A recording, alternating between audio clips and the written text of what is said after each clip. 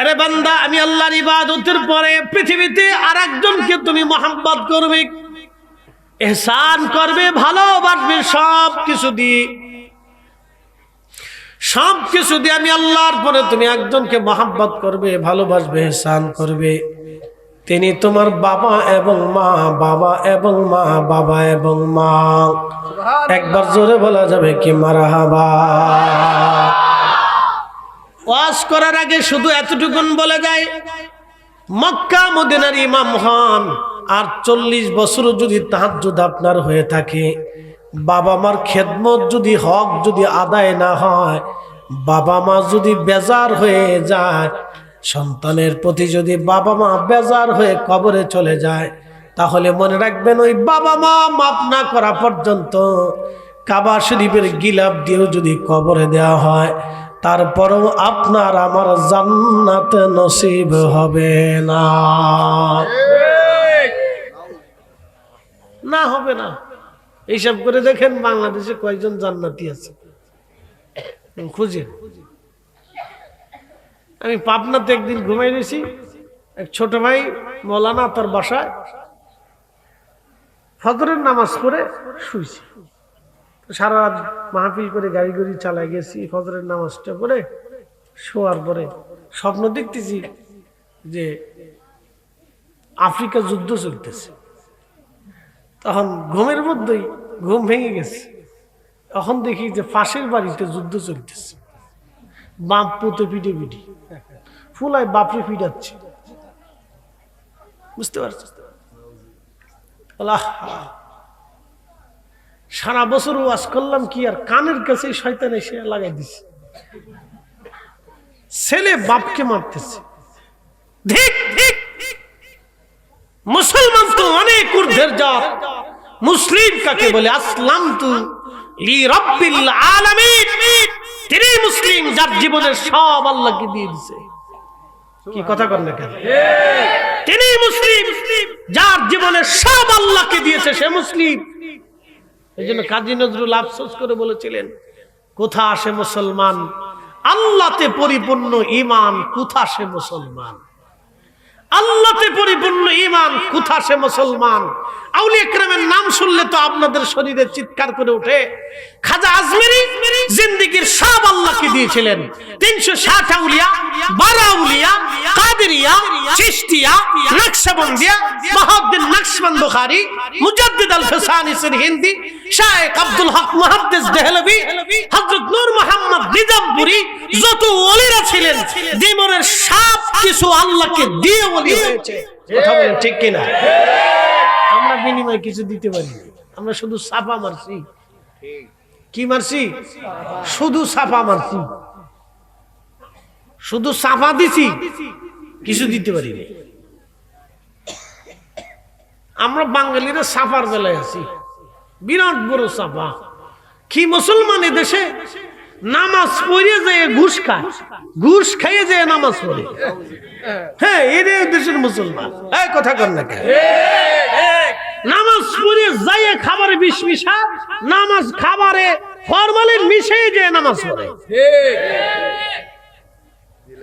মালে ভেজাল দিয়ে তারপরে নামাজ পড়ে, মালে ভেজাল দিয়ে যায় নামাজ পড়ে যায়, মালে ভেজাল দেয়। এটাই মুসলমান।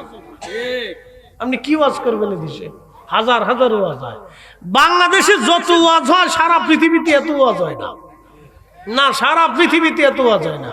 কয়েকদিন আগে মালদ্বীপে করে আসছি, 100% মুসলমান দেখলাম, একজনের মাথায় টুপি নেই। মালয়েশিয়াতেও তাই, ইন্দোনেশিয়াতেও তাই। 100% মুসলমানের একজনের মাথাতে টুপি নেই। সারা মালদ্বীপে ঘুরলাম, শুধু জুব্বা আমার গায়ে দেখছি, এছাড়া আর কারো জুব্বাই নেই। না, জুব্বা নাই, মাথায় টুপিও নেই, ফাগরিও নেই। কিন্তু ঘুরে দেখেন, মিথ্যা বলবে না, মারামারি করবে না, খাটাখাটি করবে না, কারো সম্পদ মারবে না, কারো অর্থ মারবে না, ডাকাতি করবে না, খুন করবে না, অন্যের মাল কাটবে না, অন্যের ব্যবসা নষ্ট করবে না, হারাম খাবে না, ঘুষ খাবে না, অন্যের ক্ষতি করবে না, অন্যের মাথায় বাড়ি দেবে না। কি আসতে কনকে জোরে বলেন? আর আমাদের বাংলাদেশে মসজিদে জুতা চুরি হয়। মসজিদের দানের বাক্স ভাঙ্গিয়ে তারপরে টাকা চোরে চুরি করে নিয়ে যায়। বুঝেন এবার? রাত 2টার সময় সাগরের পরে মালদ্বীপে মেয়েরা বসে থাকে, কেউ কারো দিকে নজর দেওয়ার সময় নেই।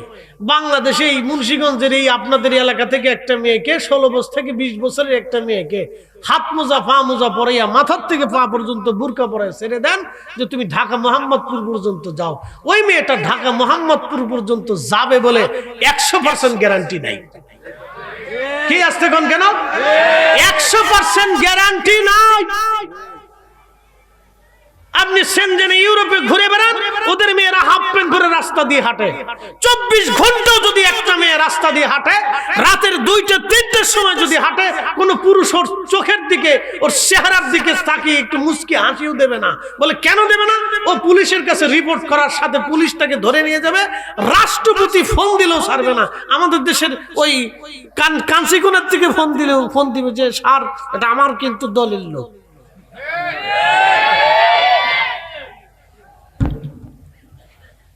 বুঝতে পারছেন? এই জন্য কপালে কোনোদিন চেঞ্জ হবে না, ভাগ্যের পরিবর্তন হবে না, কোনো পরিবর্তন নেই। মুসলমান ভালো করে বুঝে যাবেন, সোজা হিসাব। রব্বুল আলামিন আমাদেরকে যে ফর্মুলা দিয়েছেন, আমরা মুসলমান শুধু সেই ফর্মুলায় আছি। আল্লাহর দেওয়া ফর্মুলার ভিতরে আমরা নাই, আল্লাহর দেওয়া বিধানের ভিতরে আমরা নাই। মুসলমান কাকে বলা হয়? মুসলমান কি? মুসলমান কি আপনি বুঝে যান। আল্লাহর কোরআন থেকে আমি আপনাকে শোনাচ্ছি। আল্লাহ রাব্বুল আলামিন আমাদেরকে এরপরে বললেন, ইম্মা ইয়াবলুগান্না ইনদাকাল কিবারা আহাদুহুমা আও কিলাহুমা ফালা তাকুল লাহুমা উফ। আমরা তো একবারে উঠে পড়ে লাগছে, মিলাদ বন্ধ করতেই হবে, দোয়া বন্ধ করতে হবে। আর এক দল আছে তারা 8 টাকার তারাবি কেমনে বানাবে খুব চিন্তায় আছে। কি কথা ঠিক আছে না? সে চিন্তা আছে যে 8 টাকার তারাবি এদেশে বাস্তবায়ন করতেই হবে। এদেশের লক্ষ লক্ষ ছেলেরা বাপ মারে ভাত দেয় না। কি আসতে কনকে জোরে বলেন? লক্ষ লক্ষ ছেলে মেয়েরা বাপ মারে ভাত দেয় না, বাপ মাকে ভাত দেয় না। লক্ষ লক্ষ যুবকরা বাপ মারে ভাত দেয় না। আমাদের দায়িত্ব ছিল ওই যুবকদের দায়িত্ব নেওয়া। আমাদের দায়িত্ব ছিল সমাজ থেকে এই অন্যায়কে, এই জুলুমকে মাটির ভিতরে একেবারে চিরতরে দাফন করা। কথা বলেন, আমরা তা পারিনি। আমরা এসে 8 টাকার তারাবি বানানোর জন্য, আমরা এসে 8 টাকার তারাবি বানাইতেই হবে। যত ওয়াজ 8 টাকার তারাবির বানানোর জন্য করে এই হুজুররা, এরা যদি বাপ মার খেদমতের জন্য তার অর্ধেক ওয়াজ করতো, তাহলে অন্তত 2, 4, 10 হাজার, 20,000, 50, 1 লক্ষ পরিবার বাইসে যেত।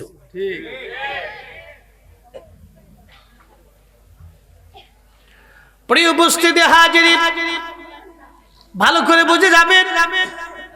আল্লাহ রাব্বুল আলামিন কুরআনুল কারীমের ভিতরে আল্লাহ বলেন, যদি তোমার পিতামাতা বৃদ্ধ হয়ে যায় অথবা বয়স্ক হয়ে যায়, দুইজনের একজন যাকে তুমি পাও, তাহলে তুমি তার খেদমত করো, এমন ভাবে মহাব্বত করো, এমন সুন্দর আচরণ করো, এমন নরম নরম কথা বলো, এত চমৎকার সুন্দর ব্যবহার তার সাথে করো, এমন ভাবে খেদমত তুমি করো, তোমার আচরণে, তোমার ব্যবহারে, তোমার কথায়, তোমার কাজে, তোমার কর্মে যেন তোমার পিতা মাতা উহু শব্দটা পর্যন্ত করে না বসে। উহু শব্দটা পর্যন্ত যেন করে না বসে। উহু শব্দটা পর্যন্ত যেন করে না বসে।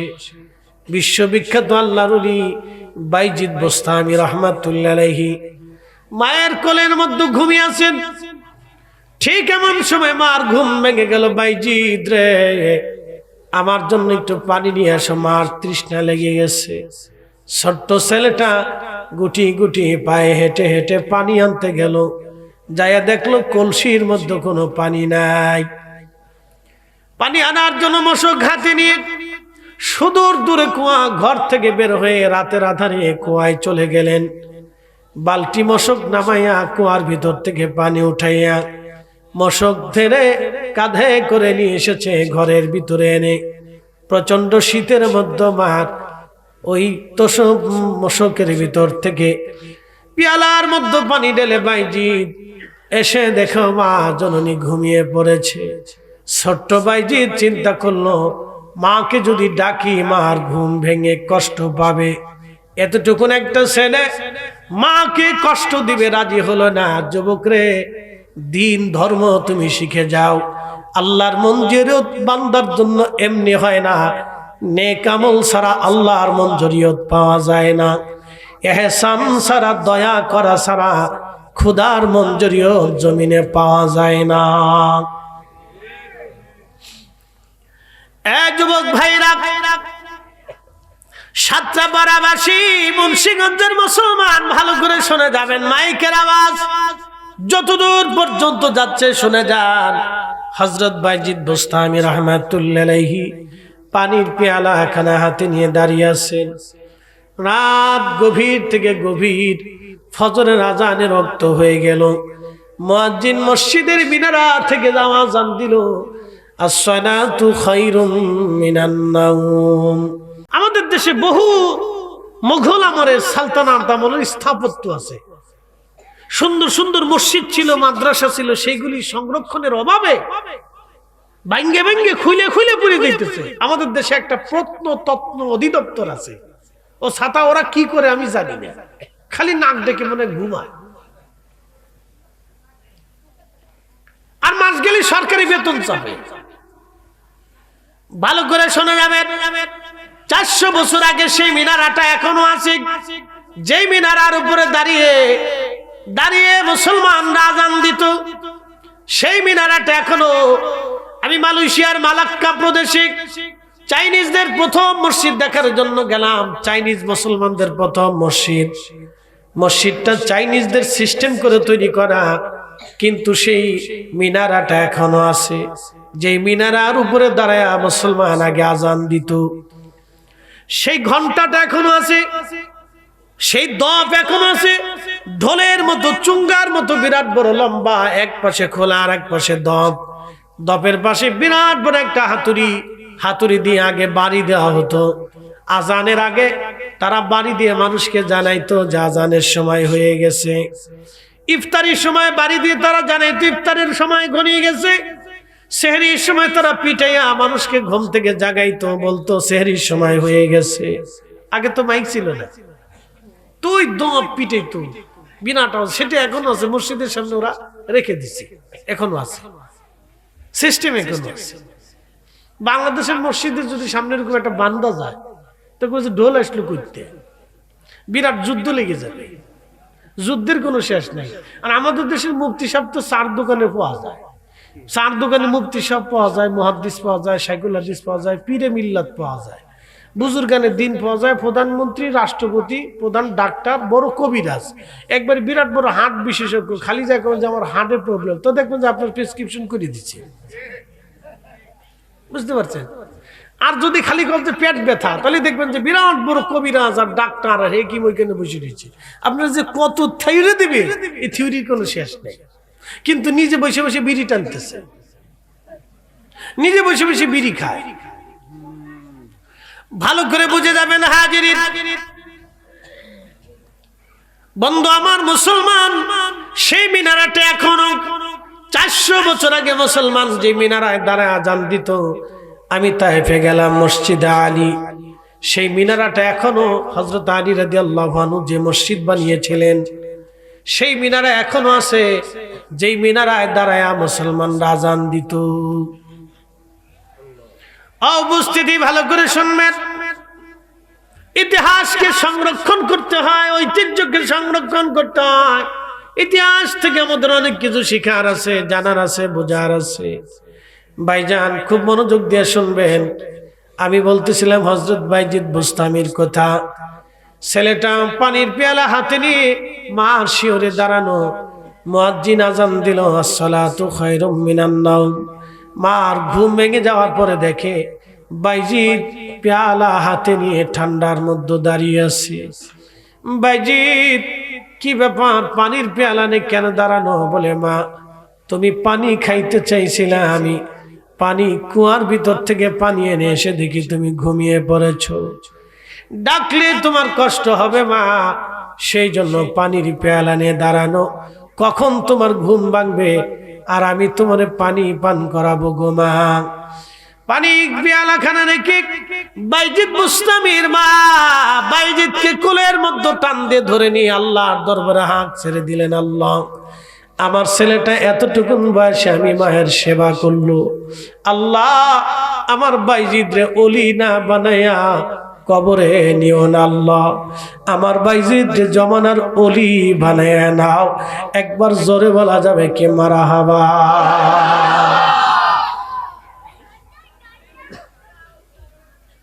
ওলি কিন্তু গাছে ধরে না, ওটা আল্লাহ নির্বাচন করে। কি কথা কন না? কে নির্বাচন করে? আল্লাহ নির্বাচন, উনি নির্বাচন করে। এটা ভুটাভুটি সিস্টেম নেই এখানে। কামিল ফাঁস করলে ওলি হওয়া যায় না, দৌড়া ফাঁস করলে ওলি হওয়া যায় না, ইফতা ফাঁস করলে ওলি হওয়া যায় না, সাইকুল হাদিস হলে ওলি হওয়া যায় না। এটা আল্লাহ নির্বাচিত করে।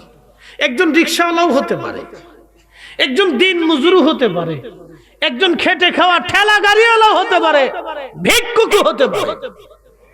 কি কথা কন? ভিক্ষুক ওলি হতে পারে। ওলির শর্ত আল্লাহ নিজে দিয়ে দিয়েছে। ইন্না আকরামাকুম ইনদাল্লাহি আতকাকুম, ইন্না আকরামাকুম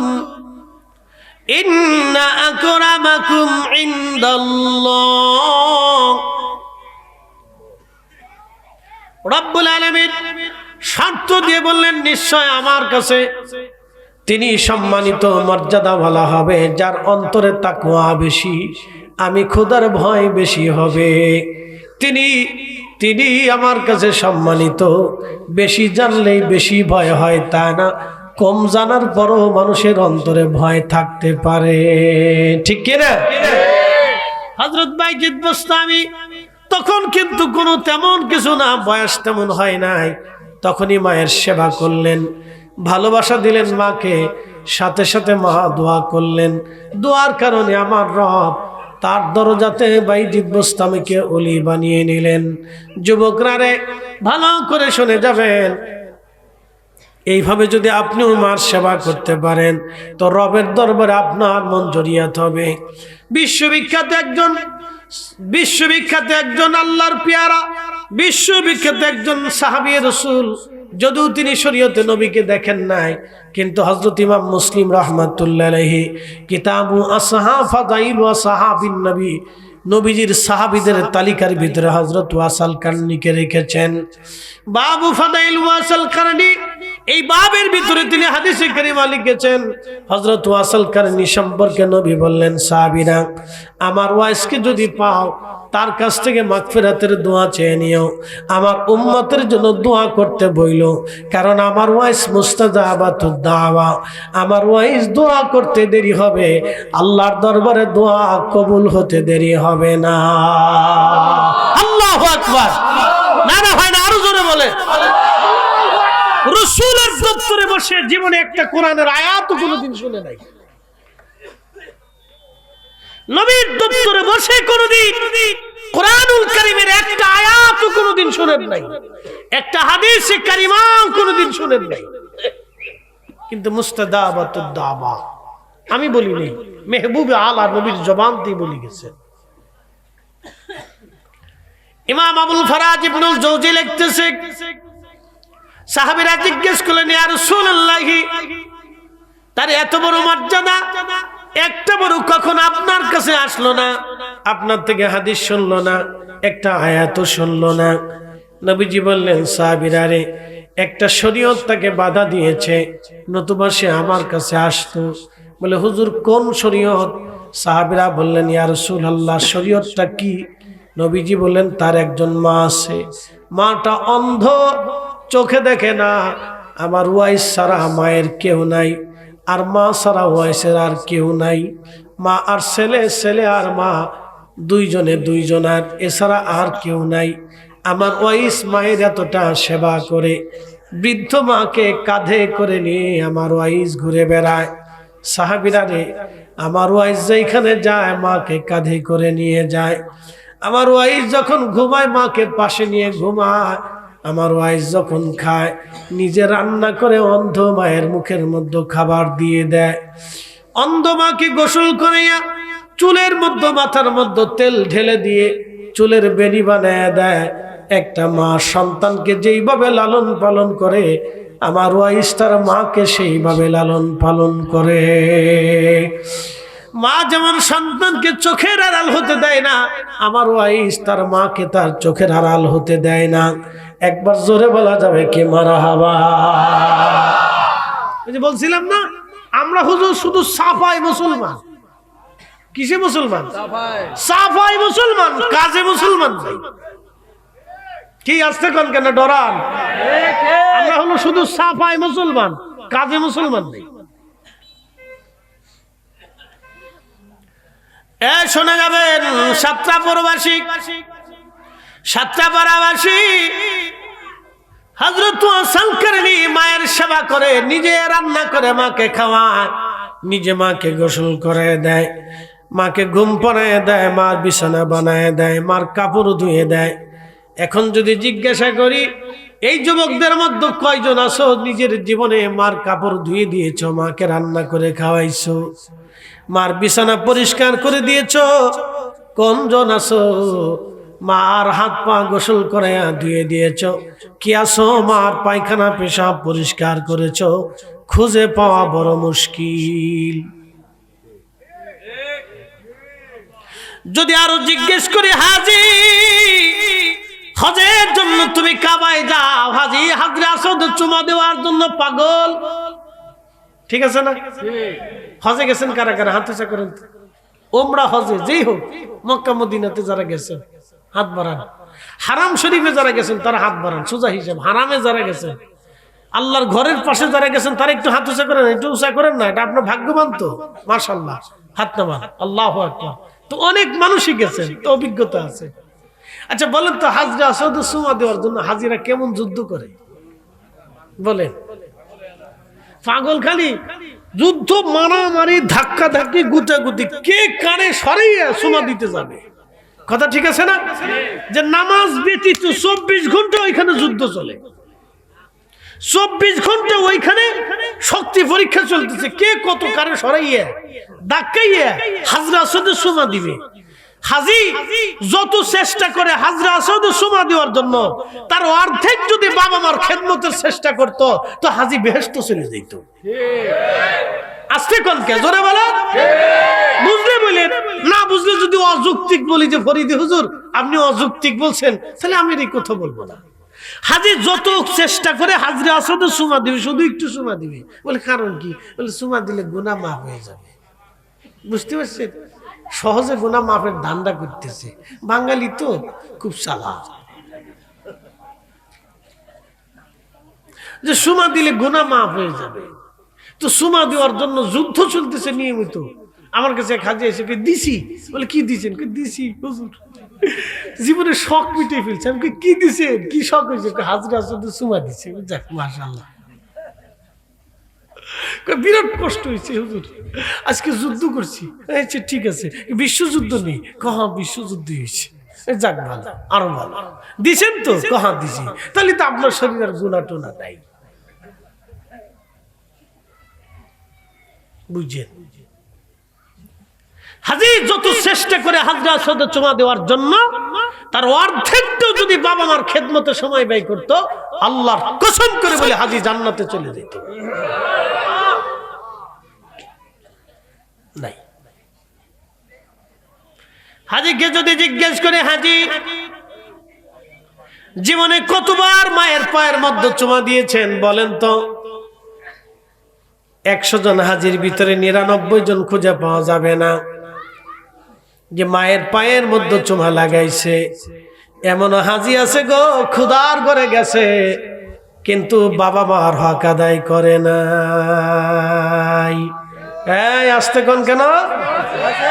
বাবা মার হক আদায় করে নাই, কিন্তু হাজি হজ করে আসছে। হজে থেকে আসার পরে চিন্তা করছে আমি বিরাট বড় হাজি হয়ে গেছি, গুনাহ মাফ হয়ে গেছে। শয়তান দূরে দাঁড়ায় দাঁড়ায় হাসে, কয় বাপরে বাপ কত বড় সিটার। উচিত কথায় ময় বেজার, গরম বাতে বিলাই বেজার, ডাল বাতে কুটুম বেজার। বেজার হয়েন না, সমাজের বাস্তব চিত্র দিয়ে আপনাদের সামনে তুলে ধরতেছি। এইগুলি ওয়াজ যদি না করি তাহলে আমাদের আগামীর প্রজন্ম ধ্বংসের দিকে চলে যাবে। আসল ইসলাম আপনাকে বুঝতে হবে। আসল ইসলাম কি?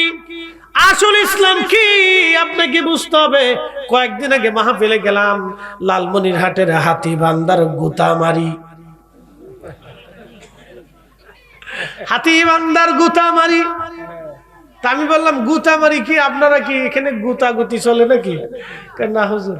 তা আপনারা কি গুতা মারেন নাকি? না তাও না তো হুজুর। তাহলে গুতামারি নাম কে? মুরব্বীরা রাখছে। আচ্ছা ঠিক আছে। ওই এলাকায় করোনার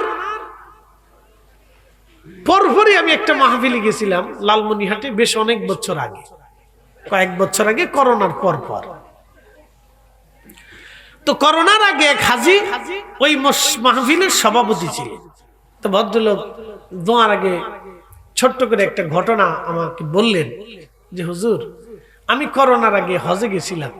তো হজে যেই গ্রুপে আমি ছিলাম, যেই ফ্লাইটে আমি ছিলাম, যেই মুআল্লিমের নেতৃত্বে আমি ছিলাম, ওই মুআল্লিমের নেতৃত্বে আমরা কয়েকশো হাজি একসাথে হজে যাচ্ছি, একই ফ্লাইটে।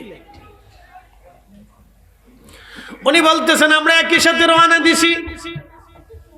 যেতে যেতে যেতে যেতে যখন বিমান ফ্লাই করলো, ফ্লাই করার সাথে সাথে আমাদের সাথে দুই ভাই একসাথে ছিল হাজি। দুই ভাই একসাথে হাজি। এই দুই ভাই একই সাথে বিমান আকাশে ওড়ার পরে যখন জেদ্দা বন্দরে বিমান অবতরণ করলো, সাথে সাথে দুই ভাইয়ের চোখ অন্ধ হয়ে গেল, তারা আর চোখে দেখে না। আমরা আশ্চর্য হলাম। বিমান থেকে আমরা সবাই নামলাম, তাদেরকেও নিয়ে যাওয়া হলো। মক্কাতে নিয়ে যাওয়ার পরে ডাক্তার দেখানো হলো। ডাক্তার বলল চোখে কোনো রোগ নাই, চোখে কোনো রোগ নাই। কিন্তু তারা চোখে দেখে না, এটা সত্য। চোখের মধ্যে কোনো রোগ নাই, এটাও সত্য। আরে ইস না, তোমরা যাও গে, বাইরে যাও গে, যাও যাও, পরে এসে যাও। ওই হয়েছে নি, পুরস্কার বাড়ি দিয়ে আসেনি, যাও পুরস্কার আবার একটু দেখে আসে, ওটা ঠিক মতো আসেনি, যাও বাইরে যাও, যাও ওইটা দেখে আসো যে বাইর ঠিক মতো আসেনি, না কেউ লয়ে গেল না, সব দেখে আসো। আল্লাহ একসাথে করেন আল্লাহু আকবার। না ওরা তো এসে বইছে, ধমক দেওয়া যাইতো না। আমার প্রথম কাতারের মুসল্লিরা ধমক দিতে পারতেছি না, প্রথম কাতারে বইছে। তাই জন্য আমার প্রথম কাতারের মুসল্লি, এই মুসল্লিরা আমি যদি তারাই দিই তো আল্লাহ বেজার হইব। কথা কওয়া যাইতো না। ঠিক আছে বসো, ওরা আজকে থাকবে, আগামী দিন ওরা থাকবে, আমরা কবরে চলে যাব। ঠিক আছে কি না? ওদেরকে আনতে হবে, আনার দরকার। তো ঠিক আছে ইনশাআল্লাহ একসাথে বলি না আল্লাহু আকবার। ঘটনাটা একেবারে বাস্তব, কোনো কোরআন কিতাবের ঘটনা না, একবারে বাস্তব একটা ঘটনা শোনাচ্ছি, ভালো করে শুনে যান। হজে যদি কোনোদিন যান তো যাওয়ার আগে এই কাজটা করে যায়, তাহলে হজ কবুল হবে, নতুবা ওই ছলাকলা করে কোনো লাভ নাই, একবারে বেহুদে জিন্দিগি বরবাদ হয়ে যাবে। ভালো জিনিসটা শুনাই দিতেছি, একবারে অরিজিনাল, সাচ্চা কাচ্চা পরিষ্কার ওয়াজ, বাকি ঝুঁকি আমার কাছে নেই, তেল মারা ওয়াজ টজ নেই, শুধু একবারে সরাসরি কথা বলে দিয়ে যাচ্ছি, ভালো করে শুনুন। একবারে কোরআন কিতাবের কোনো ওয়াজ না, এটা একবারে বাস্তব, বাংলাদেশের ঘটে যাওয়া বাস্তব। তো ভদ্রলোক হাজী সাহেব বলতেছেন যে আমরা আশ্চর্য হলাম, চোখে দেখে না তো সত্য, চোখেও অসুখ নাই এটাও তো সত্য, তো কি হলো? তো মুআল্লিম চিন্তা করলো যে আমরা তো হজে নিয়ে আসি, তার তো হজ করাইতে হবে, যখন কারণবশত অসুস্থতা হতে পারে, অন্ধটন্ধ হয়েছে। হজের কর্মসূচি শেষ, খোদার ঘর তাওয়াফ করলো, আল্লাহর ঘর ধরে দোয়া করলো, কিন্তু তাদের চোখে আলো আসলো না। হাজরে আসওয়াদ চুমা দিল, হাজরে কি বলে আরাফাতে গেল, দোয়া করলো, চোখে আলো আসলো না। মুজদালিফায় দোয়া করলো, চোখে আলো আসলো না। আহা, মিনাতে দোয়া করলো, চোখে আলো আসলো না। কাবা শরীফ জিয়ারত করলো, তাওয়াফ করলো, সাই করলো, সাফা মারওয়া দোয়া করলো, চোখে আলো আসলো না। মক্কার কর্মসূচি শেষ করে তারা মদিনার দিকে রওনা করলো।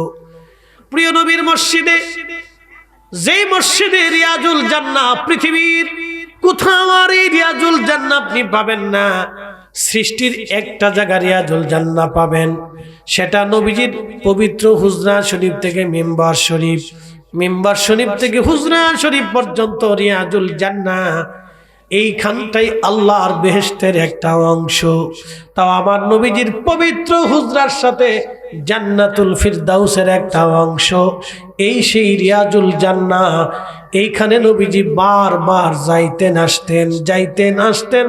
নবীজি বারবার যাওয়া আসার কারণে এই জায়গাটা আল্লাহ রিয়াজুল জান্নাহ বানিয়ে দিয়েছে।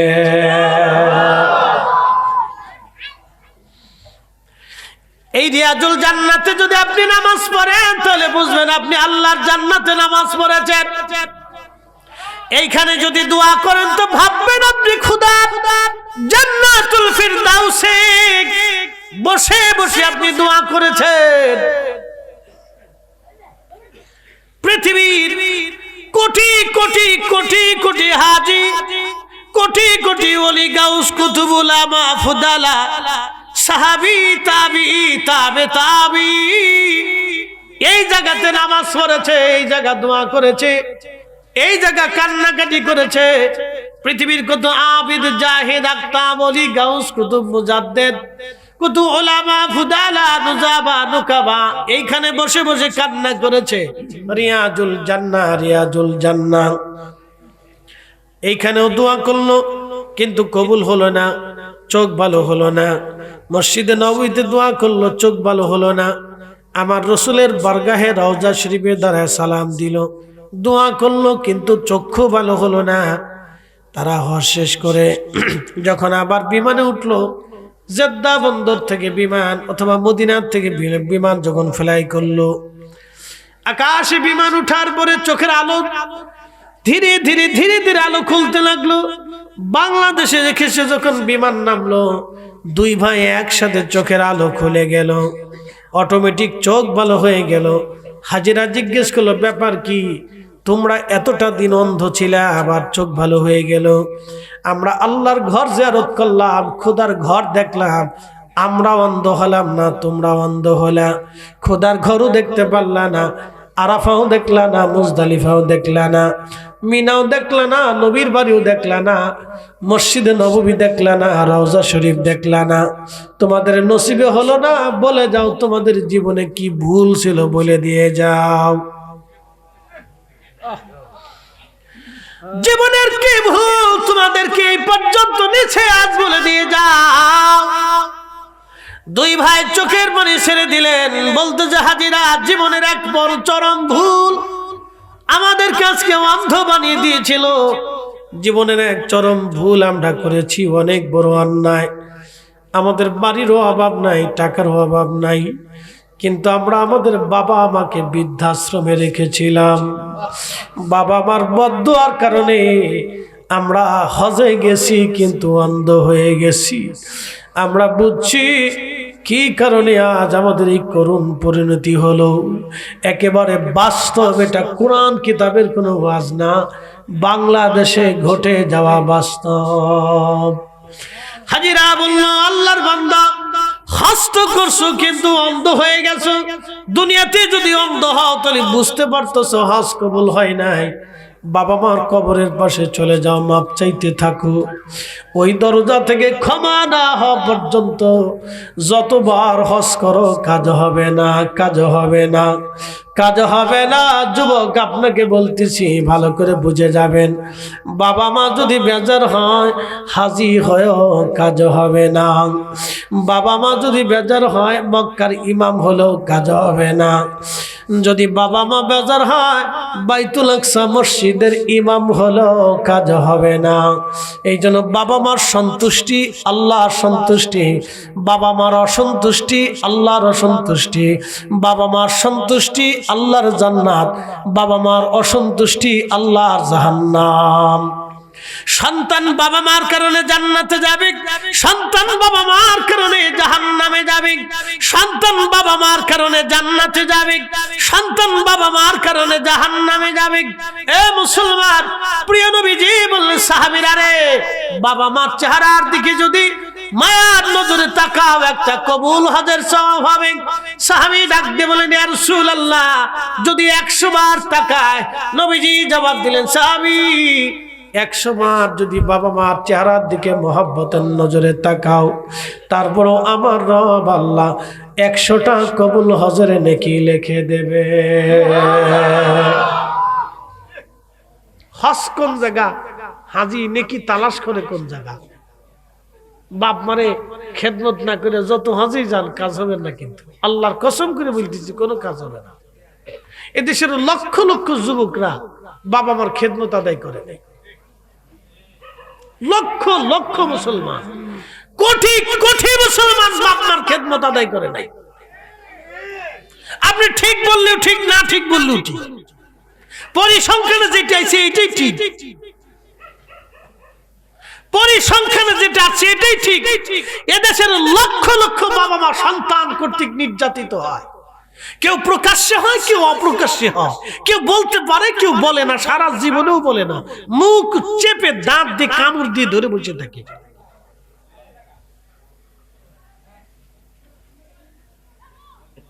দাঁত দিয়ে কামড় দিয়ে চেপে ধরে বসে থাকে, বলে না কারো কাছে।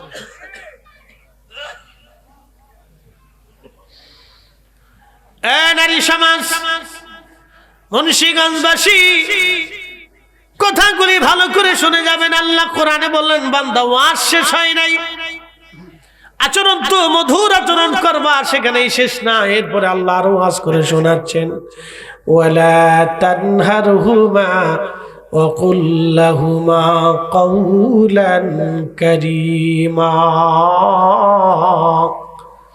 বান্দারে, তুমি তোমার বাবা মার সাথে ধমক দেবে না, উচ্চ বাচ্চে কথা বলবে না, চেঁচামেচি করবে না, রাগান্বিত ভাবে কথা বলবে না, তাদের সাথে কঠোর ভাষায় কথা বলবে না, কঠোর বাক্য দিয়ে কথা বলবে না, শক্ত শব্দ দিয়ে কথা বলবে না, নরম নরম ভাষা দিয়ে কথা বলবে, নরম নরম শব্দ দিয়ে কথা বলবে।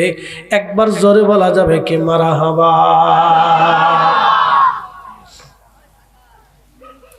আল্লাহ নবী বললেন, 3 বন্ধু সফরের উদ্দেশ্যে রওনা, 3 বন্ধু সফরের জন্য রওনা। পাহাড়ি রাস্তা দিয়ে যাওয়ার সময় 3 জন বন্ধু দেখলো আকাশে মেঘ জমে গেছে, চিন্তায় পড়ে গেল, হায় হায় সর্বনাশ, এই প্রচন্ড ঢল যখন নামবে, পাহাড়ি ঢল বড় ভয়াবহ হয়, স্রোতের টানে মানুষ ভাসিয়ে নিয়ে চলে যাবে, আমরা এখন কোথায় আশ্রয় নিব? তারা একটা গুহার ভিতরে যে আশ্রয় নিল, কিন্তু পার্শ্ববর্তী পাহাড় থেকে একটা মস্ত বড় পাথর ছুটে এসে গড়িয়ে গড়িয়ে তারা যে পাহাড়ের গুহার মধ্যে লুকাইছিল, ওই পাহাড়ের গুহার সামনে যে আটকায় গেল। 3 জনে বহু চেষ্টা করলো পাথরটা সরানোর জন্য, কিন্তু কোনো কুল কিনারা পেল না। 3 জনে গুহার মধ্যে পড়ে কান্নাকাটি শুরু করলো, আজকে আমাদের আর কেউ নাই, আমাদের সন্তানরাও জানবে না, আমাদের পরিবারও কোনোদিন জানবে না আমরা কোথায় এসে মরে গেলাম, এখান থেকে কোনোদিন বের হওয়া যাবে না। 3 বন্ধুর মধ্যে একজন ছিল বিচক্ষণ জ্ঞানী, ওই বন্ধু ডাক দেখলো, বন্ধুরা রে, আজারে বাজারে কান্নাকাটি করে লাভ নাই, আপনাদেরকে বলি, যদি কখনো বিপদগ্রস্ত হন, রাস্তাঘাটে কান্নাকাটি করে কোনো লাভ হবে না, আস্তে করে ওযুটা করে মসজিদে এসে 2 রাকাত নফল নামাজ পড়েন, নামাজটা পড়া আল্লাহর দরবারে হাত বাড়ায় চোখের পানি ছেড়ে দিবেন, দোয়া করতে দেরি হবে, আল্লাহর আসমানে দোয়া কবুল হতে দেরি হবে না। আল্লাহু আকবার। রাস্তাঘাটে কোন কাঞ্চিতে এখানে সেখানে কান্না করে কোনো লাভ নাই, আজারা বাজারে কান্না করে কোনো লাভ নাই, কান্না যেখানে করলে কবুল হবে সেইখানে করতে হবে। কথা ঠিক আছে নি?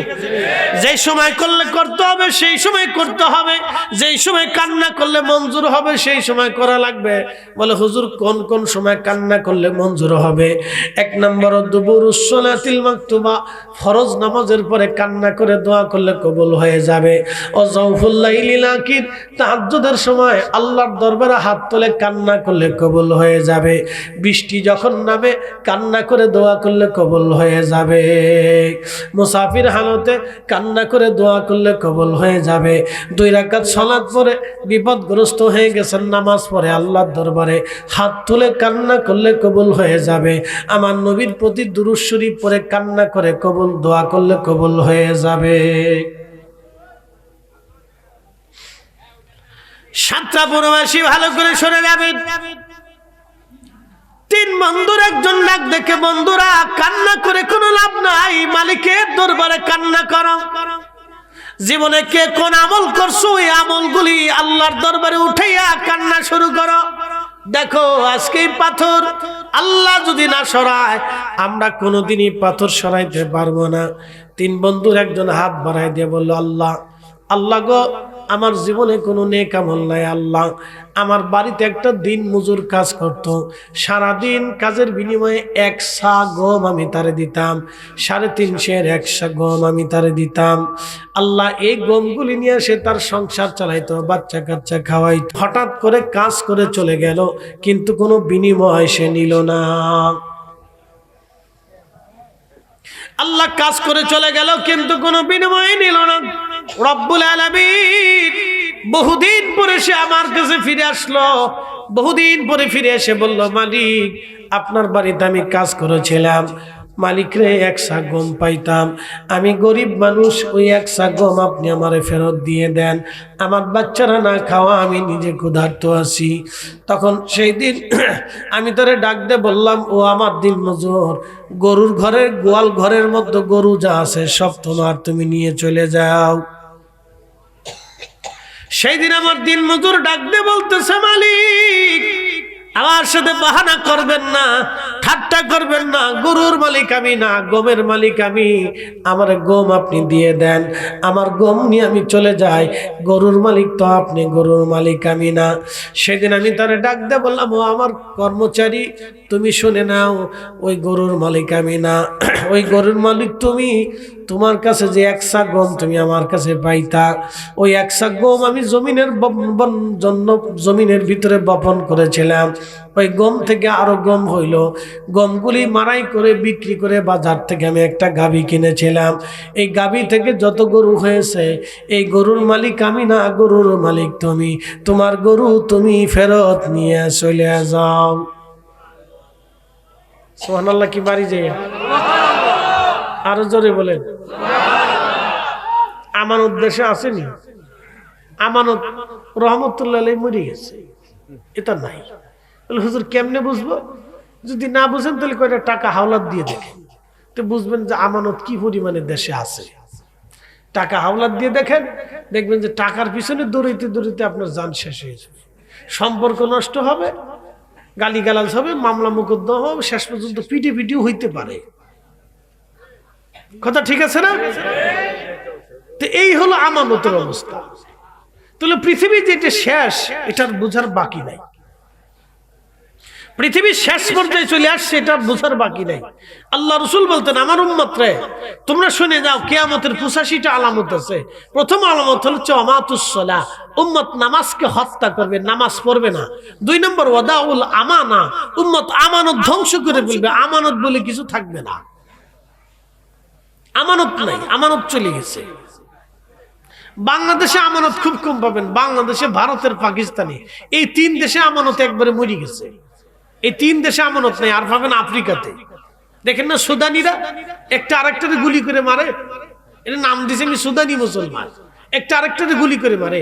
2 বছরের গৃহযুদ্ধে 1.5 লক্ষ মুসলমান একটা আরেকটারে গুলি করে মারছে। দেড় লক্ষ মুসলমান নিজেরা মরছে। 1.5 কোটি মুসলমান বাড়িঘর ফালাইয়া অন্যত্র আশ্রয় নিতে বাধ্য হয়েছে, নিজেরা খুনাখুনি করিয়া। এক মুসলমান আরেক মুসলমানের মাকে ধরে এনে ধর্ষণ করতেছে, এক মুসলমান আরেক মুসলমানের বোনকে ধরে এনে ধর্ষণ করতেছে, এক মুসলমান আরেক মুসলমানের স্ত্রীকে ধরে এনে ধর্ষণ করিয়া কেটে কেটে টুকরা টুকরা করে হত্যা করতেছে। সুদানি মুসলমান তো মুসলমান হয়েন, কিন্তু সুদানি মুসলমান হয়েন না। এগুলো আমাদের এই মুসলমানদের এখন এই হালত হয়েছে, নিজেরা খুনাখুনি করে মুসলমান মরে যাচ্ছে। কল্পনা করা যায়? আপনি ভাবতে পারবেন? পৃথিবীর কোন খ্রিস্টান দেশে আপনি দেখেন কোন গৃহযুদ্ধ নাই, পৃথিবীর কোন বৌদ্ধ দেশে কোন গৃহযুদ্ধ নাই। যাই দেখেন কোন বুদ্ধিস্ট কোন দেশে কোন যুদ্ধ নাই। ওরা যুদ্ধ 2-4 দিন করলে যুদ্ধ থামায় দেয়, পরে আর করে না।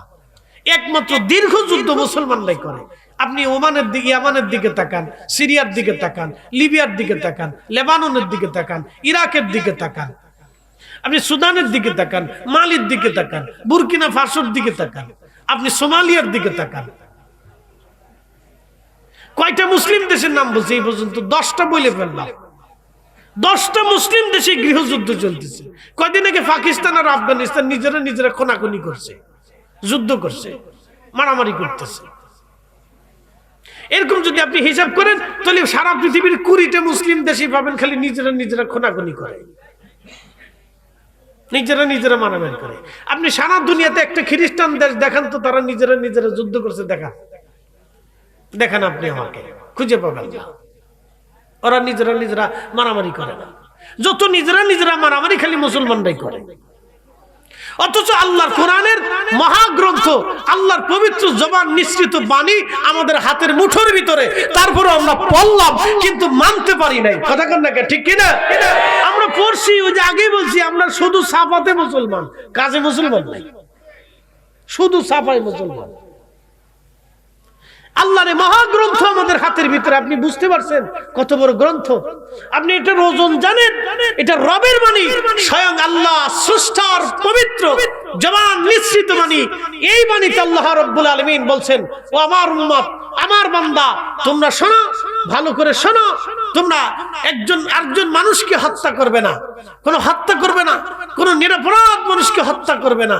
যদি হত্যা করো তাহলে তোমরা শুনে রাখো, জেনে রাখো, একজন নিরপরাধ মানুষকে যদি তোমরা মেরে ফেলে দাও তাহলে তোমরা तमाम দুনিয়ার মানুষকে হত্যা করলে যে অপরাধ হবে, একজন নিরপরাধ মানুষকে মেরে ফেললে সেই অপরাধ হবে।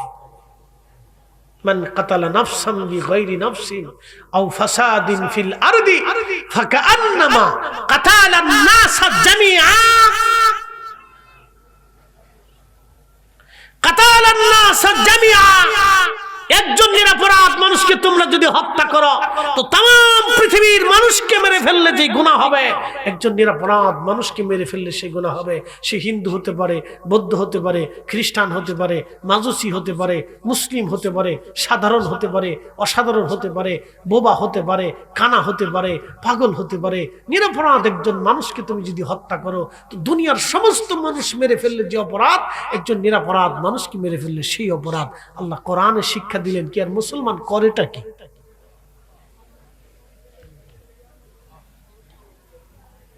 মুসলমান করেটা কি?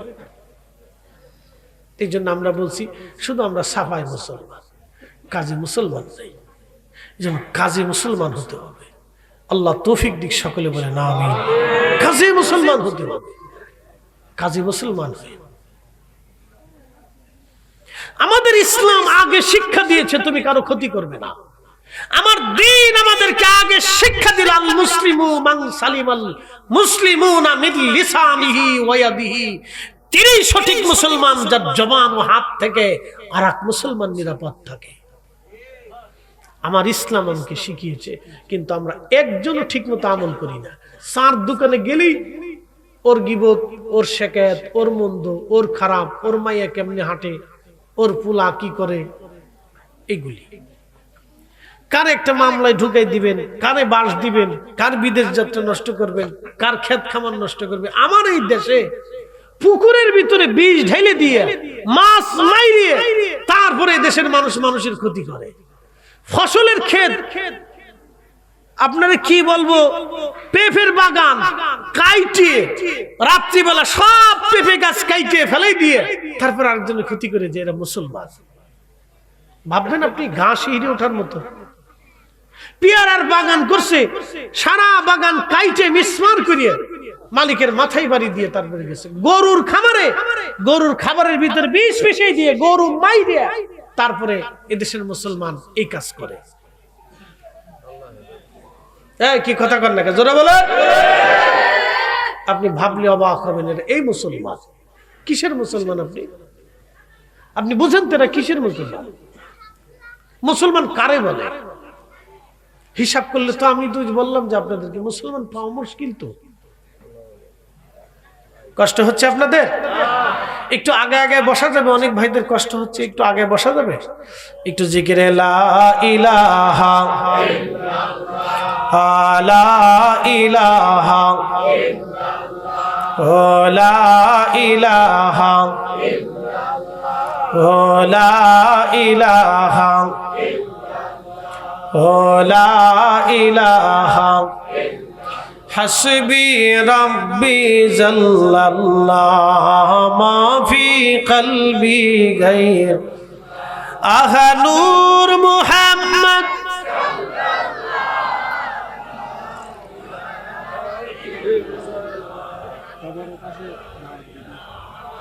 ইল্লাল্লাহ লা ইলাহা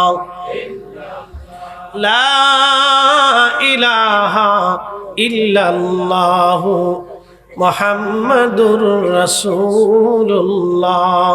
পড়ি সাল্লাল্লাহু আলাইহি ওয়াসাল্লাম। তাবারক আছে, এটা নিবেন ভিতরে আস্তে আস্তে। যারা যুবকরা আছেন চলে এসে ভিতরে এসে বসি ভাই, আমরা বসি ইনশাআল্লাহ। যারা দাঁড়ানো আছি আমরা বসে ভিতরে এসে বসি ইনশাআল্লাহ, ভালো লাগবে।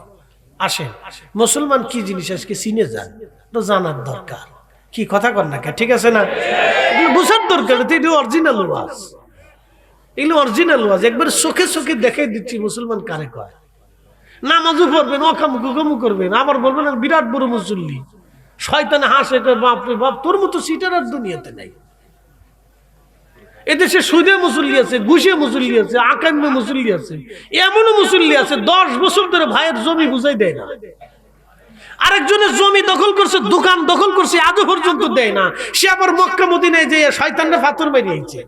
শয়তানের দাঁড়ায় কয়, বাপ রে বাপ, তুই অন্যের দোকান দখল করে আমারে পাথর মারতেছিস, তো আমারে পাথর মারার দরকার না, তোরে পাথর মারার দরকার। কি কথা খারাপ পেয়েছি ভাই? এইগুলো আর শুনতে হবে তো। এদেশের হাজার হাজার ভাই বোনের জমি বুঝাই দিচ্ছেন, এ তো আজও দেয় নাই।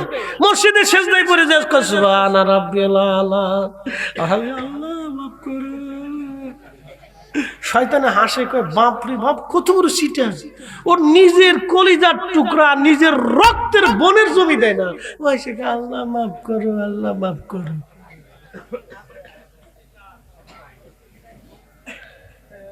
এই জন্য আপনাদেরকে বলছি না যে মুসলমান পাওয়া তো মুশকিল। কি কষ্ট হইতেছে আপনাদের? এর মুসলমান কয় না তো, এটা তো মানুষই না, তো মুসলমান তো করে। ও মানুষই তো হয় নাই। কি কথা কর না কেন? ও তো এখনো পর্যন্ত মানুষই হয় নাই। যে বোনের জমি বুঝাই দেয় না, সে মানুষ হইল কবে? যে এতিমের সম্পদ মেরে খাইছে, সে মানুষ হইছে কবে? যে অন্যের জমি দখল করছে, সে মানুষ হইল কবে? কি কথা কর না কেন? সে তো মানুষই হয় নাই। মুসলমান আরো অনেক ঊর্ধ্বের জাত। আল্লাহু আকবার। মুসলমান আরো অনেক ঊর্ধ্বের জাত। এই যে মুসলমান কেমনে হবে আল্লাহ এখানে লিখে দিয়েছে। মুসলমান কিভাবে হবে আল্লাহর রাসূল প্র্যাকটিক্যাল শিক্ষা দিয়ে গেছে। আল্লাহু আকবার, আল্লাহু আকবার। তেলের গাড়ি তেলে চলে,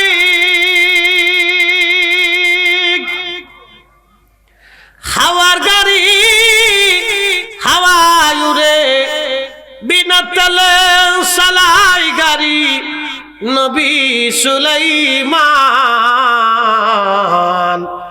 আমরা সেই মুসলমান, আমরা সেই মুসলমান। আলোচনা বেশি লম্বা করে কষ্ট দেব না ভাই জানা, আমি বাস্তবতা থেকে বুঝাইলাম। এরপরে আল্লাহ বললেন নখফিজ লাহুমা জানাহাযুল্লি মিনার রাহমা। বান্দারে, তুমি তোমার জীবনের যত দয়া মায়া ভালোবাসা আছে, সব দয়া মায়া ভালোবাসাগুলি তুমি তোমার বাবা মার জন্য তুমি বিছায়া দাও। তোমার জীবনের যত ভালোবাসা আছে সব বাবা মার জন্য দিয়ে দাও। কারণ তোমার বাবা মার জীবনের সব ভালোবাসা তোমার বাবা মা তোমার জন্য বিছিয়ে দিয়েছিল। তুমি ওইরকম তোমার জীবনের সব দয়া মায়া এহসান এবং ভালোবাসা তুমি তোমার বাবা মার জন্য বিছায়া দাও। তিন বন্ধুর একজন হাত তুলে দোয়া করতেছে, আল্লাহ আমার দিন মজুরকে আমি গরু ফিরাই দিলাম। গরুগুলি নিয়ে আমার দিন মজুর আমার কর্মচারী হাসতে হাসতে খুশি মনে চলে গেল। আল্লাহ আমি জানি আমার জীবনের কোনো নেকামল নাই। আল্লাহ এটা যদি তোমার কাছে পছন্দ হয় তুমি সাথে সাথে আমার দোয়া কবুল করে নাও। এই পাথর আমার গুহার সামনে থেকে সরাইয়া দাও। আল্লাহর নবী বললেন টাস করে পাথরের 3 ভাগের 1 ভাগ গুহার সামনে থেকে সরে চলে গেল। জোরে বলা যাবে কি আল্লাহু আকবার। 2 নাম্বার বন্ধু হাত বাড়ায় বলে, রাব্বি জীবনে কোনো নেকামল নাই আল্লাহ, একটা ভালো কাজ জীবনে করেছিলাম রব্বুল আলামিন। আল্লাহ আমার মা ছিল, আমার বাবা ছিল, বৃদ্ধ ছিল তারা, আমি উট দুম্বা ভেড়া বকরি মরুভূমিতে চড়াইতাম। সারাদিন উত্তপ্ত মরুর ভিতরে উট দুম্বা ভেড়াগুলি চড়াইয়া সন্ধ্যাবেলা উট দুম্বার দুধ দহন করে বাজারে নিয়ে বিক্রি করে যাহা পয়সা হতো বাজার সদাই করে বাড়িতে আসতাম। কিছু দুধ পেয়ালায় ভর্তি করে আমি আমার মা বাবার জন্য নিয়ে আসতাম। আল্লাহ তুমি জানো আমি আমার আব্বা আম্মারে আগে না খাওয়াইয়া সন্তানরে খাওয়াইতাম না। আল্লাহ আগে আমি আমার বাবা আমারে খাওয়াইতাম, এরপরে আমি আমার সন্তানদেরকে দুধ পান করাইতাম। আল্লাহ একদিন বাড়ি ফিরতে আমার দেরি হয়ে গেল, রাত্র গভীর হয়ে গেল। আল্লাহ ফিরে এসে দেখি আমার আব্বা আম্মা বিছানার মধ্যে ঘুমিয়ে গেছে, আমার বাচ্চারা ক্ষুধার যন্ত্রণা নিয়ে বসে আছে। আমি দুধের পেয়ালা নিয়ে আসার পরে বাচ্চারা খুশি হয়ে গেল, আজকে বাবা আমাদেরকে দুধ পান করাবে। রব্বুল আলামিন তুমি জানো গো আল্লাহ, আমার সন্তানরা দুধের জন্য খাবারের জন্য কাঁদতে লাগলো। আমি জানতাম আমি আমার বাবা মারে না খাওয়াইয়া সন্তানদেরকে খাওয়াবো না। রাব্বি আমি আমার দুধের পেয়ালা নিয়ে মার কাছে চলে আসলাম। সন্তানরা কান্নাকাটি করে ঘুমিয়ে পড়ল, আমি দুধের পেয়ালা হাতে নিয়ে মার শিয়রে বসেছিলাম। মার ঘুম ভাঙবে, ঘুম থেকে যদি মাকে ডাকি জাগাই বাবা মার কষ্ট হবে। দুধের পেয়ালা হাতে নিয়ে বাবা মার শিয়রে বিছানায় বসে রইলাম। গভীর রাত হয়ে গেল, বাবা মার ঘুম ভেঙে যাওয়ার পরে আগে আব্বা আম্মারে দুধ পান করাইছি। আল্লাহ তারপরে আমি আমার সন্তানদেরকে দুধ পান করাইছি। রব্বুল আলামিন যদি পছন্দ হয় আল্লাহ আমার জীবনে আর কোনো নেকামল নাই, এই একটা নেকামল আমার জীবনে ছিল। ইয়া রব্বি আজকে পাথর তুমি সরাইয়া দাও। আল্লাহর নবী সহিহ বুখারীর কিতাবুল আম্বিয়াতে নবী বলতেছিলেন সাথে সাথে পাথরের বাকি 2 ভাগের 1 ভাগ গুহার সামনে থেকে টাস করে সরে গেল। একবার জোরে বলা যাবে কে মারহাবা। রব্বুল আলামিন বলেন বান্দারে ওয়াজ শেষ হয় নাই, এরপরে তুমি ওয়াজ শুনে নাও।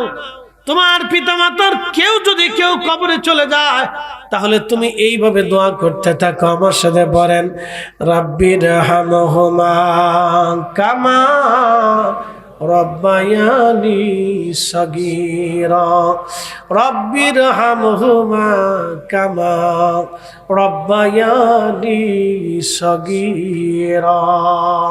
আল্লাহ তুমি জান্নাতের ভিতরে সেইভাবে আমার আব্বা আম্মাকে লালন পালন করো যেইভাবে আমার মা আমাকে ছোট্টকালে দুলি ঘুম পাড়িয়েছিল।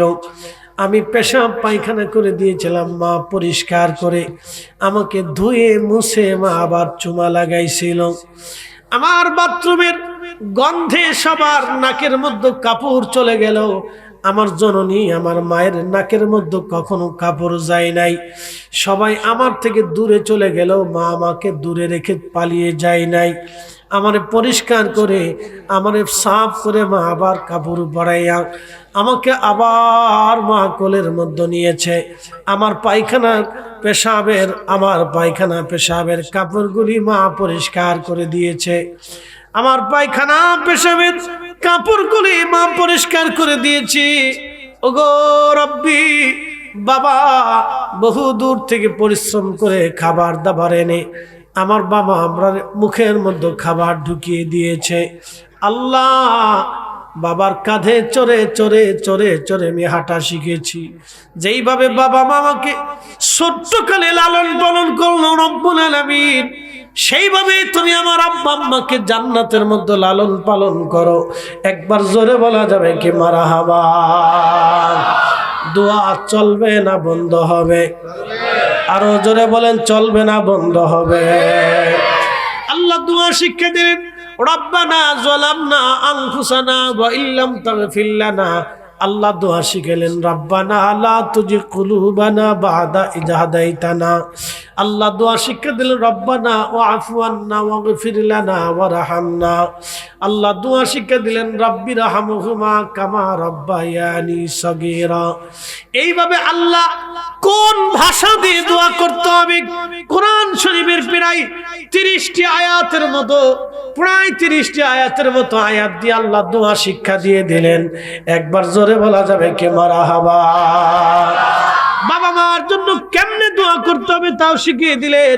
এই জন্য আল্লামা ইমাম আলুসি আল বাগদাদি হানাফি তাফসিরে রুহুল মাআনি শরীফের ভিতরে কাদা রাব্বুকা আল্লা তা'বুদু আয়াতের তাফসীর করতে যায় তিনি লিখলেন, প্রত্যেক সন্তানের জন্য আল্লাহ ওয়াজিব করে দিয়েছেন, বাধ্যতামূলক করে দিয়েছেন মরহুম বাবা মার জন্য দোয়া করা। যেই সন্তান বাবা মার জন্য দোয়া করবে না, ওই সন্তান বাবা মার হক আদায় করতে পারবে না। যেই সন্তান বাবা মার জন্য দোয়া করবে, ওই সন্তান বাবা মার হক আদায় করবে। এই জন্য বাড়ি বাড়ি, ঘরে ঘরে, এলাকায় এলাকায় নামাজের পরে পরে দোয়াতে মাহফিলে যেখানে সে খুশি সুযোগ পাবেন সেখানেই বাবা মার জন্য দোয়া করা জরুরি। কথা বলেন ঠিক কিনা? বাড়িতে তলবে আলেমদেরকে ডেকে নিয়ে কোরআন শরীফ খতম দিয়ে দোয়া করান। তলবে আলেমদেরকে বাড়ি ডেকে নিয়ে কোরআন শরীফ খতম দিয়ে দোয়া করান। এলাকার আইম্মা ইকরাম নিয়ে, উলামা ইকরাম নিয়ে, এলাকার মুরব্বীদেরকে নিয়ে ঘরের ভিতরে নিয়ে মিলাদ শরীফ পড়ায় দোয়া করান। দোয়া করেন জিকির মাহফিল দিয়ে দোয়া করান, মাহফিল দিয়ে দোয়া করান, মসজিদে নামাজের পরে দোয়া করেন। নিজে উপস্থিত হয়ে বাবা মার কবরের পাশে দাঁড়ায়া জিয়ারত করে দোয়া করান। প্রত্যেক দিন সম্ভব না হলে অন্তত জুমার একদিন জুমার নামাজ পড়ে বাবা মার কবরের পাশে চলে যান। বাবা মার কবরের পাশে দাঁড়ায়া ফাতিহা পড়ে দোয়া করে দেন। মাসে চলে যান। যদি তাও সুযোগ না হয়, কোনো হেফজখানায় তলবে ইলম বাচ্চাদেরকে বলে দেন, ওদেরকে কিছু খাবার দাবার দিয়ে বাবা মার জন্য কোরআন খতম দেওয়াইয়া বাবা মার জন্য দোয়া করান। বাবা মার হক আদায় হবে, দোয়া না করলে হক আদায় হবে না। আপনি বুজুর্গ যতহান ও ছাতা আল্লাহর কিচ্ছু আসা যায় না। যদি কিয়ামতের ময়দানে সন্তানকে বাবা মার খেদমত গুজারি সন্তান হিসেবে আল্লাহ না লেখে কাবার গিলাপ দিয়ে কবরে দিলেও বেহেশত হবে না বলে দিয়ে গেলাম। আবার বলতেছি, যদি আল্লাহ কিয়ামতের ময়দানে সন্তানকে বাবা মার খেদমত গুজারি সন্তান হিসেবে না লেখে, কাবার গিলাপ দিয়েও যদি কবরে আপনাকে পাঠানো হয় তো বেহেশত হবে না, যতক্ষণ সময় পর্যন্ত বাবা মা হক না মিটাবে, মাফ না করবে। মনে রেখে আমলে কাজে পরিণত করেন। আল্লাহ তৌফিক দিক, সকলে বলেন আমিন। খেয়াল রেখে আমলে কাজে পরিণত করবেন, নতুবা মহা সর্বনাশ এসে যাবে। এই জন্য অধিক পরিমাণে দোয়া করবেন। নামাজের পরে সম্ভব হলেই হাত তুলে রাব্বির হামহুমা কামা রাব্বায়ানি সগীরা। যদি সম্ভব হয় তো বাবা মার কবরের পাশে চলে যান। যায় দাঁড়ান, ওইখানে দাঁড়াইয়া দোয়া করেন। গোরস্থানে চলে যান, বাঁশবাগানের নিচে চলে যান, জুমার দিনে চলে যান, নাহলে প্রত্যেক দিন সকালে যান না রাত্রে যান। যদি তা না পারেন তাহলে দুনিয়ার যেখানেই থাকেন সেখান থেকে রাব্বি রাহমহুমা কামা রব্বায়ানি সগীরা। বাইহাকি শরীফের ভিতরে হাদিস এসেছে, প্রিয় নবী সাহাবী বলেন, ইয়া রাসূলুল্লাহ, আমরা তো আব্বা আম্মার খেদমত আদায় করতে পারি নাই, প্রিয় নবী তাহলে কি আমাদের উপায় কি হবে? নবী বললেন, রুখসত আছে, সুযোগ আছে, আল্লাহ সুযোগ রেখে দিয়েছে। তোমার আব্বা আম্মা যদি মারা যায়, তুমি খেদমত আদায় করতে পারো নাই, তাহলে তুমি চিন্তিত হইও না, তোমার আব্বা আম্মার জন্য অধিক পরিমাণে দোয়া করতে থাকো। যদি দোয়া করো, দোয়া করতে থাকো, দোয়া চালাইতে থাকো, দোয়ার হক আদায় করতে থাকো, তার জন্য সদকা দিতে থাকো, দান করতে থাকো, তার জন্য নেকি পাঠাইতে থাকো, তাহলে আল্লাহ দয়া পরবশ হয়ে খুশি হয়ে তোমার আব্বা আম্মার জন্য তোমাকে পিতা মাতার বাধ্য খেদমত গুজারি সন্তান হিসেবে কিয়ামতের ময়দানে আল্লাহ লিখে দেবে। একসাথে বলবেন আল্লাহু আকবার। না হয় না, আরো জোরে বলেন আল্লাহু আকবার। ভুল মানুষের জীবনে হয়ে গেছে, ধরেন আব্বা আম্মার খেদমত করতে পারেন নাই, হয়ে গেছে, বাবা মা কবরে চলে গেছে, এখন তার উপায় নাই, তো কি করবেন? আল্লাহর নবী রাস্তা দেখাই দিয়েছেন, বেশি বেশি করে দোয়া করো। আল্লাহ নিজে কোরআনে শিক্ষা দিলেন, দোয়া করো, দোয়া করো, দোয়া করো। এই জন্য দোয়ার মজলিসে বসবেন। যেই মজলিসে দোয়া হয় না, এখানে বসে লাভ নাই। কি কথা কর না কেন? ঠিক আছে নি? যেই মজলিসে দোয়া হবে সেখানে বৈশা লাভ আছে, যেই মজলিসে দোয়া নাই সেখানে বৈশা লাভ নাই। এই জন্য যেই মজলিসে দোয়া হবে সেখানে বসবেন, দোয়া করবেন, বেশি বেশি করে দোয়া করবেন। দোয়ার উপরে অনেক বড় দামি একটা ইবাদত। আপনারা বলবেন, হুজুর এটা কি ফরজ নাকি? অনেকে বলবে এটা তো ফরজ না। ভাইরে, কিছু কিছু বিষয় আছে ফরজ না কিন্তু গুরুত্ব বহন করে অনেক। যেমন আপনাদেরকে বুঝাই, আপনারা পেশাব করার পরে ঢিলা কুলুপ করেন কিনা? আস্তে কর না, জোরে বলেন, ঢিলা কুলুপ করেন না? আচ্ছা, ঢিলা কুলুপ করা কি ফরজ নাকি? ঢিলা কুলুপ করা তো সুন্নত, ঠিক আছে না? সুন্নতে মুআক্কাদাই ধরেন, ঢিলা কুলুপ করা সুন্নতে মুআক্কাদাই ধরেন, এটা ওয়াজিবের কাছাকাছি ধরেন, এটা তো ফরজ না। কিন্তু ঢিলা কুলুপ যদি না করেন তো নামাজ হবে নাকি? কথা কর না কেন? নামাজ হবে নি, ওযু হবে নি, কারণ আপনার শরীর নাপাক। এই জন্য ঢিলা কুলুপ যদিও সুন্নত, কিন্তু এটা গুরুত্ব বহন করে অনেক। মাহে রমজানে ইফতার করান আপনারা, ইফতার করানো কি ফরজ নাকি? ফরজ না। আপনি করালেও করতে পারেন, না করালেও করতে পারেন, কিন্তু যদি ইফতার করান, কিছু না, এক পেয়ালা পানি দিয়েও যদি আপনার ভাইকে আপনি ইফতার করান, তাহলে তার রোজা হোক বা না হোক, আপনার রোজা হোক বা না হোক, আপনার আমল নামায় একটা কবুল রোজার নেকি লিখে দেওয়া হবে। তাহলে ইফতার করানো ফরজ না, কিন্তু গুরুত্ব বহন করে অনেক। দোয়া করা ফরজ না ভাই, কিন্তু দোয়া করেন যখন হাত বাড়ান তখন সারেন্ডার করেন কিন্তু আল্লাহর কাছে, বিনয়ে বিনয়ে মাথা নিচু করে কান্নাকাটি করেন আল্লাহর কাছে। এটা আল্লাহর কাছে খুব ভালো লাগে, খুব ভালো লাগে, বুঝতে পারছেন? ওই ফতোয়া দিবি, একা একা দোয়া করেন। কে একা একা দোয়া করলে বেদাত হয় না? জামাতের সাথে দোয়া করলে বেদাত হবে কে? কি কথা কর না কেন? একা দোয়া করলে বেদাত হয় না, জামাতে দোয়া করলে বেদাত হবে কে? এই উসুল তোমাকে কে দিয়েছে ধর্মে? কে এই উসুল দিয়েছে? নবী নিজে বলেছেন জামাতের সাথে দোয়া করলে। আল্লামা ইমাম নুরউদ্দিন হাইসেমি মাজমু জাবায়েদের ভিতরে বিশুদ্ধ সনদে হাদিস লিখছেন, মুসলমানরা জামাতের সাথে যখন দোয়া করে, একজনে দোয়া করে, বাকিরা আমিন আমিন বলে, তখন রবের কাছে লজ্জা করে যে আমার এতগুলি বান্দা আমার কাছে হাত বাড়াইছে, আমি কেমনে না দিয়ে ফেরত দিয়ে দেই। তখন আল্লাহর কাছে লজ্জা করিয়া আল্লাহ বান্দার দোয়াকে কবুল করে নেয়। এই জন্য একা দোয়া করার চাইতে জমাতে দোয়া করা ভালো, একা জিকির করার চাইতে জমাতে জিকির করা ভালো, একা নামাজ পড়ার চাইতে জমাতে নামাজ পড়া ভালো। এই জন্য মুসলমানের জমাতবদ্ধ কাজ আল্লাহর কাছে পছন্দ, জমাত ছাড়া কাজ আল্লাহর কাছে অপছন্দ। মুসলমানের জমাতবদ্ধ কাজ আল্লাহর কাছে বেশি পছন্দ হয়। এই জন্য জমাতের সাথে যেটা দোয়া হয়, এই দোয়া কবুলিয়তের যোগ্যতা রাখে। বলবেন না মারহাবা? যেটা কবুল হয় সেটারে মানিছি আমরা বেদাত, যেটা কবুল হয় সেটা হয়ে গেছে এখন বেদাত। তো সবার কাছে না। আল্লাহ আমাদেরকে এই ইবাদত করার তৌফিক নসিব করুক। সকলে বলে না আমিন। হয় না? আরেকটু জোরে বলে না আমিন। একটু মহাব্বতে আল্লাহুম্মা সাল্লি আলা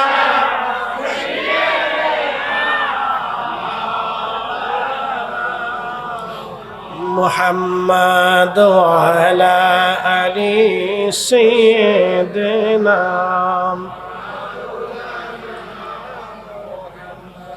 তুমি আল্লাহর প্যারা হাবিব, তোমার তুলনা নাই কেউ আর, তোমার মতো আকাশ ভ্রমণ করেনি কোন পয়গম্বর। আল্লাহুম্মা সাইয়্যিদিনা মাওলানা মুহাম্মাদ ওয়া আলা আলি সাইয়্যিদিনা।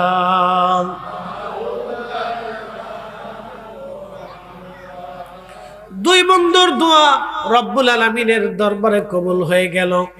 3 নম্বর বন্ধু হাত বাড়ায় বলল, আল্লাহ আল্লাহ আমি জীবনে কোনো নেকির কাজ করি নাই, একটা নেকির কাজ আমার জীবনে ছিল। আল্লাহ আল্লাহ আমার পাশেই এক সুন্দরী মহিলা ছিল, আমার সম্পর্কে বোন হয়।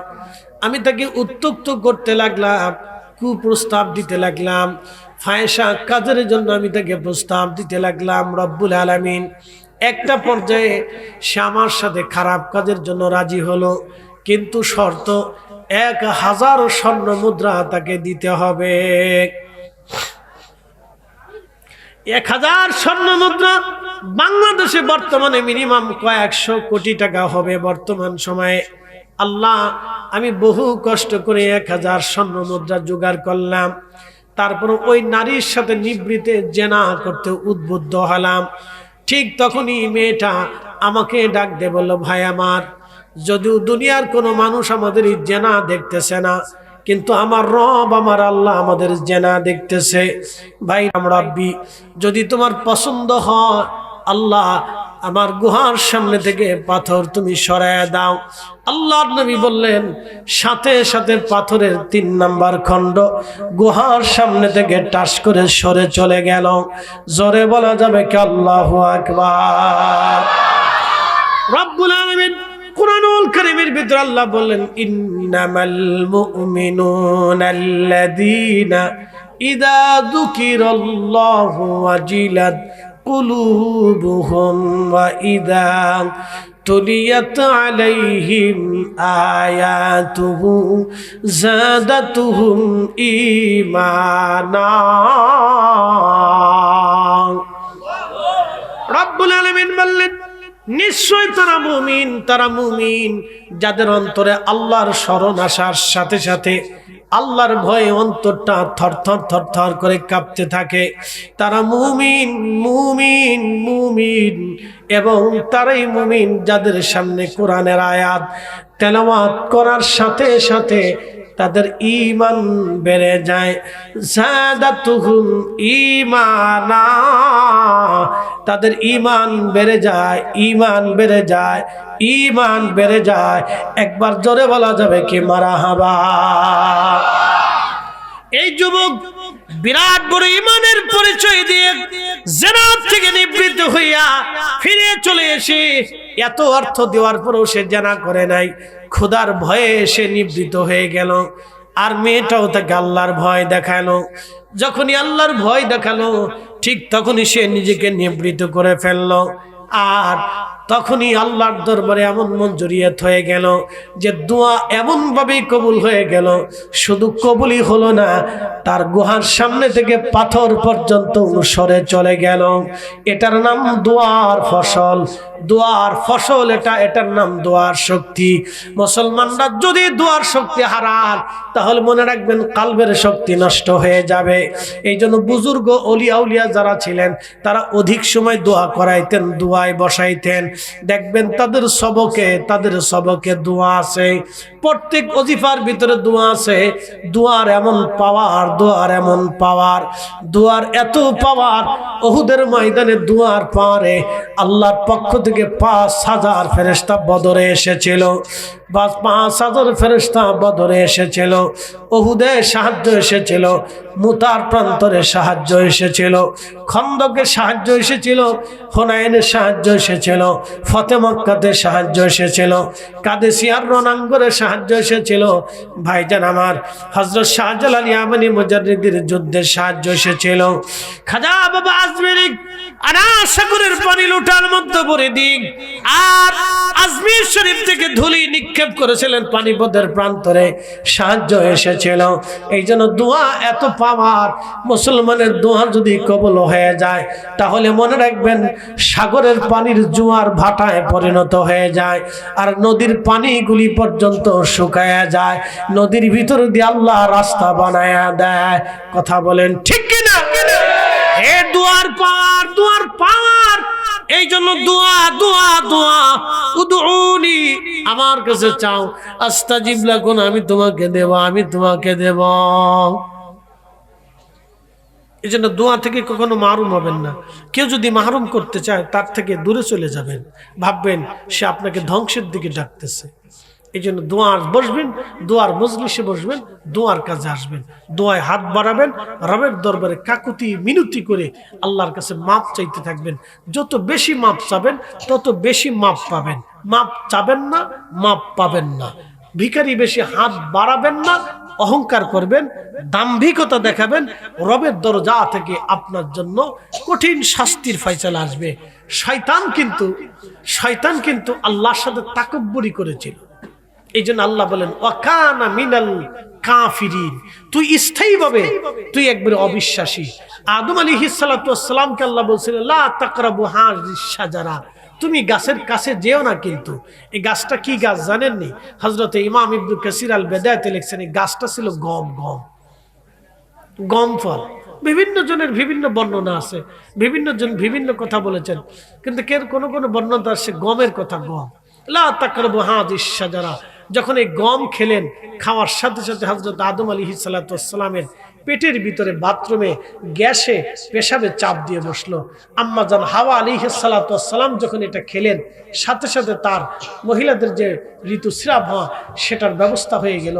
ঠিক তখনই আল্লাহ রাব্বুল আলামিন তাদেরকে জান্নাত থেকে পাঠিয়ে দিলেন। যখন জান্নাত থেকে আদমকে পাঠিয়ে দিলেন, দুনিয়াতে ফেলে দিলেন, আদম আলাইহিস সালাম কিন্তু দাম্ভিকতা দেখান নাই। তিনি কিন্তু রবের দরবারে হাত তুলে বলে ফেললেন রব্বানা যালামনা আনফুসানা ওয়া ইল্লাম তাগফির লানা ওয়া তারহামনা লানাকুনান্না মিনাল খাসিরিন। রব্বানা যালামনা আনফুসানা ওয়া ইল্লাম তাগফির লানা ওয়া তারহামনা লানাকুনান্না মিনাল খাসিরিন। এসেছেন যত নবী সকলের ইমাম, সালাম নবী তোমায় হাজারো সালাম ইয়া নবী।